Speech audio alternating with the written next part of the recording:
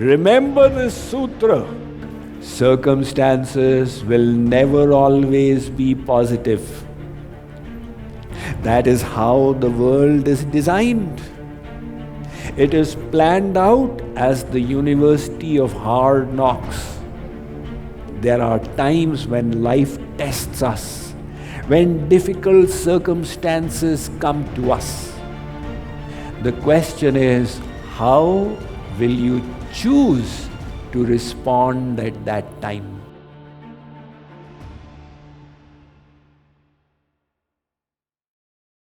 This mind of ours is the factory that creates thoughts.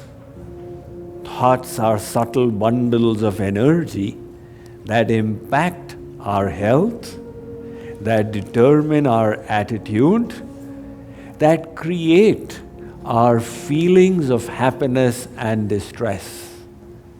So, to be happy, to do better work, and to become better people, we must harbor better thoughts, which requires the purification of the mind. Hence, the need for mind management. In order to manage your mind, you need to understand the gap between the environment and your mind. Very often, when we are not aware of that gap, we feel controlled by circumstances.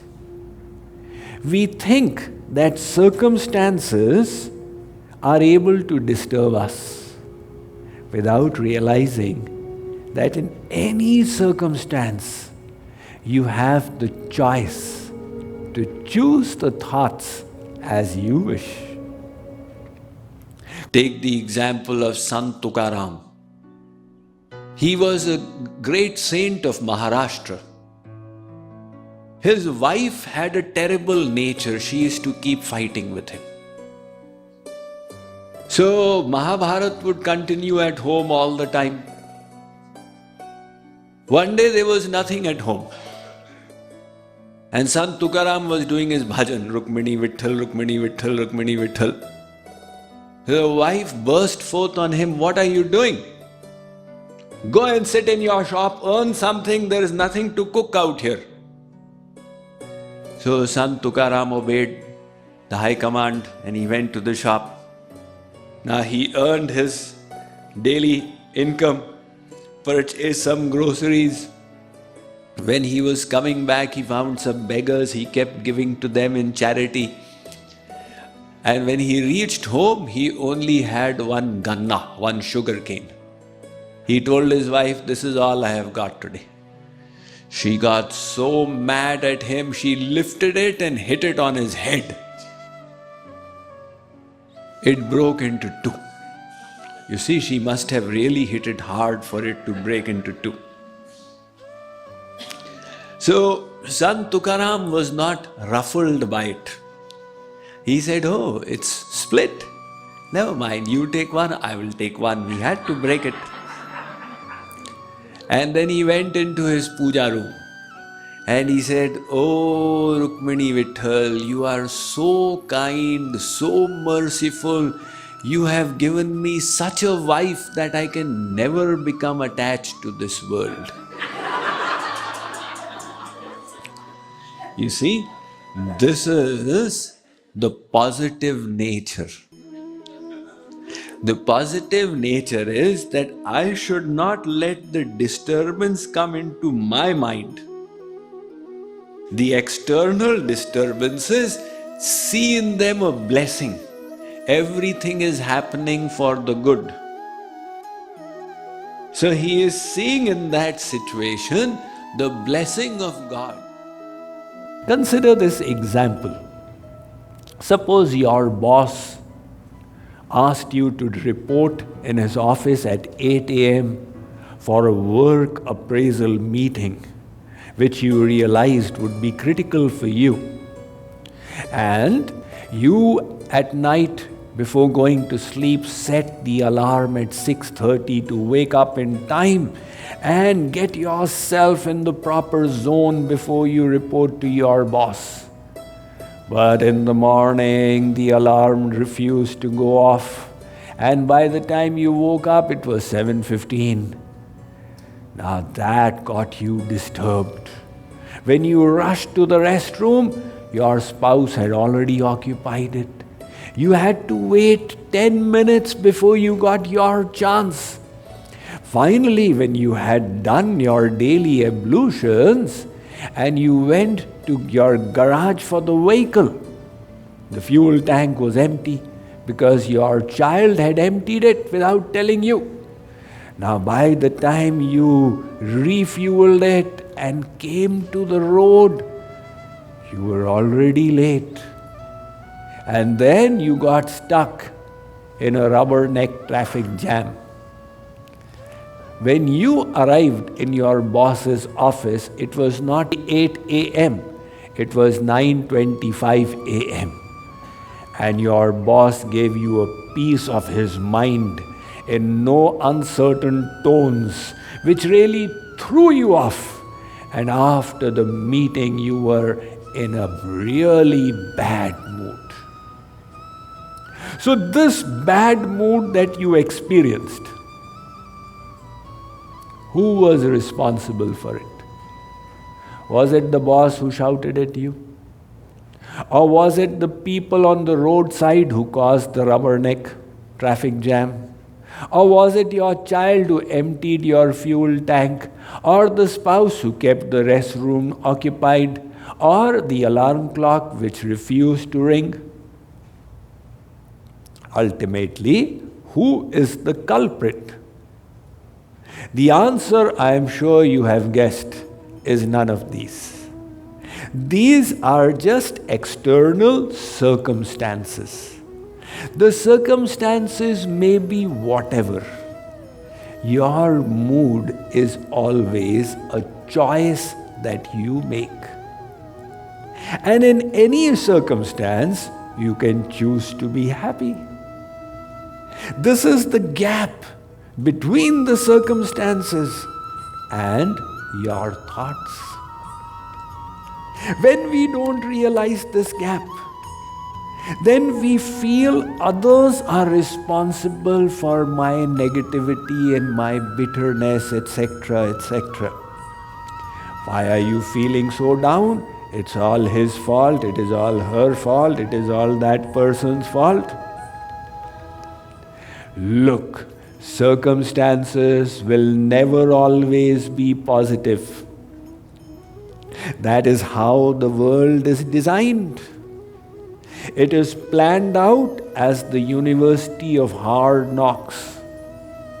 So difficult circumstances will always come your way. The question is, how do you choose to think when this happens? There is a beautiful expression of this presented by a person called Viktor Frankl. He was a Jew in Austria, and he was a practicing psychologist. However, when World War II broke out and the Nazis were rounding up the Jews and throwing them in concentration camps, Viktor Frankl, along with his family members and his brothers' families, all got thrown into the camps. He was separated from his wife and daughters and came to know later on they had died. He describes the horrors in the worst of those concentration camps, Auschwitz. He says they would make us live without clothes. They would whip us. They would make us do the worst menial work. We would not know whether we'd stay alive in the morning or not. And yet, in the midst of those circumstances, he realized he had one freedom that nobody could snatch from him. the freedom to choose his thoughts. So he decided to exercise it and to be happy. He could be seen smiling or even laughing, and he was obviously cheerful. The guards looked at him and said, "Why are you so happy?" He would say, "My choice." He continued to live through that ordeal while so many people there died. He said, "This secret I will share with the whole world when this is over." And finally, when he was released, he went to live in Israel and he wrote his book, The Search for Man's Meaning in Life. He says there are times when life tests us, when difficult circumstances come to us. The question is, how will you choose to respond at that time? He was awarded accolades in all the 5 continents. His book was translated around the world, and he was a living example that no matter how difficult situations may become, you're free to be happy. It's the choice that you make. And that choice exists because of the gap between the circumstances and your mind. Take a look at the saints in this world. Surdas, Tulsidas, Mirabai, Tukaram, Narsi Mehta, did they have an easy life?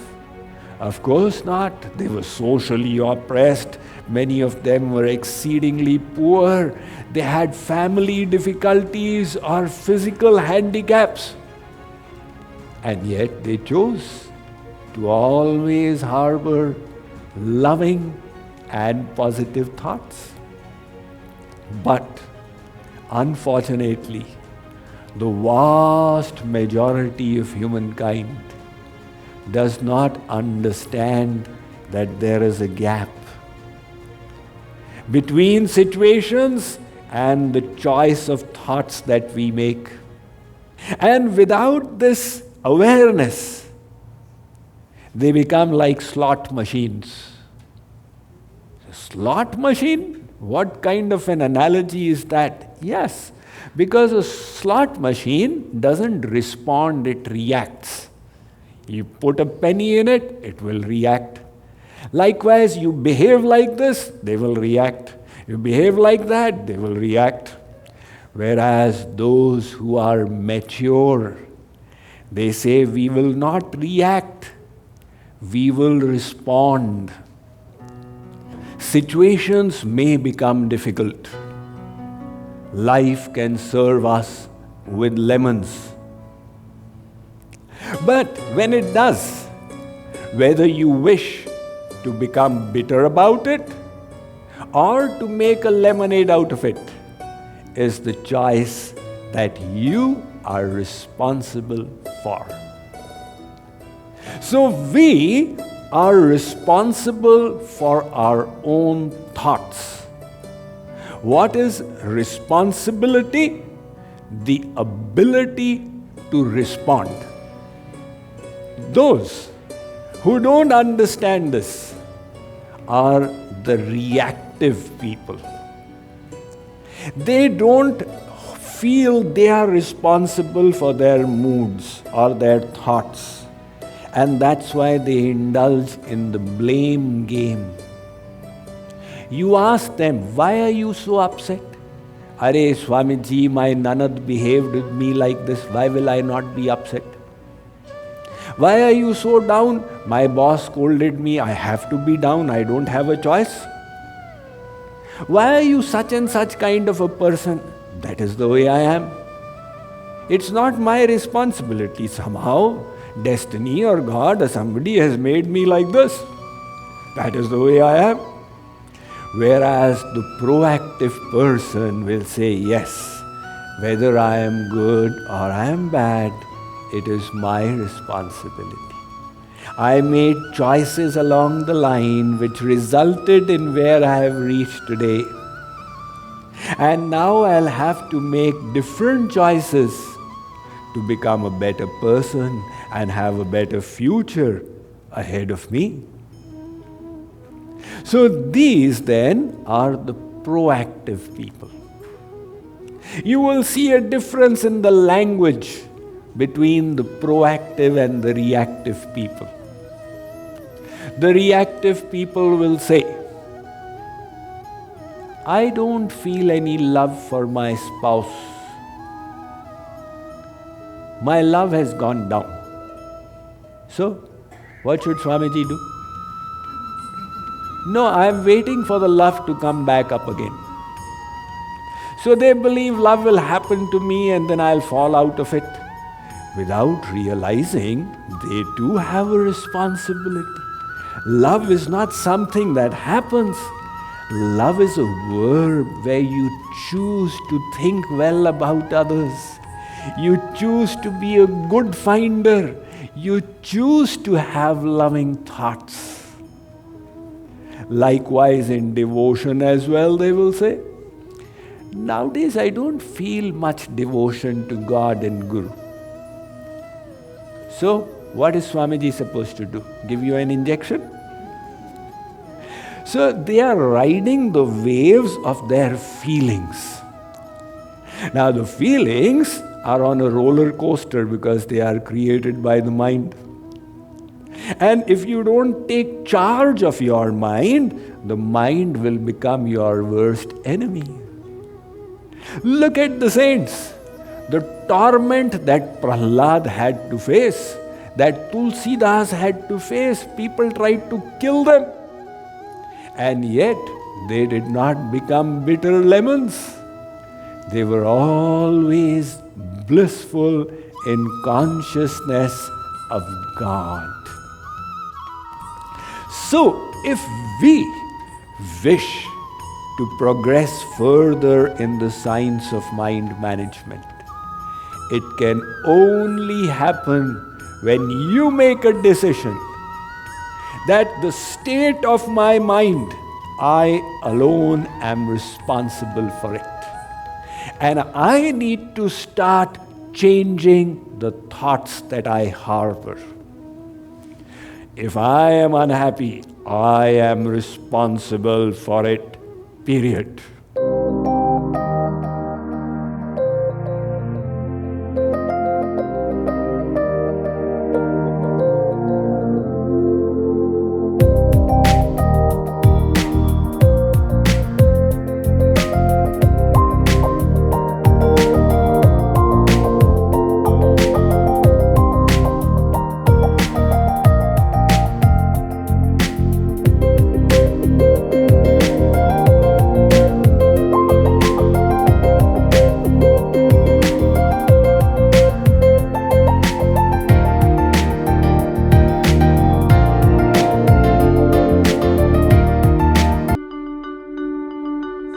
I just have one word for my experience of this retreat, and it's priceless.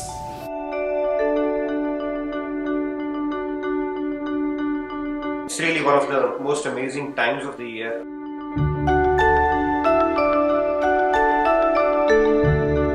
Such an unforgettable experience. I felt like I'm in heaven. Swamiji's lectures were way par excellence. He makes his sermons, discourses so simple.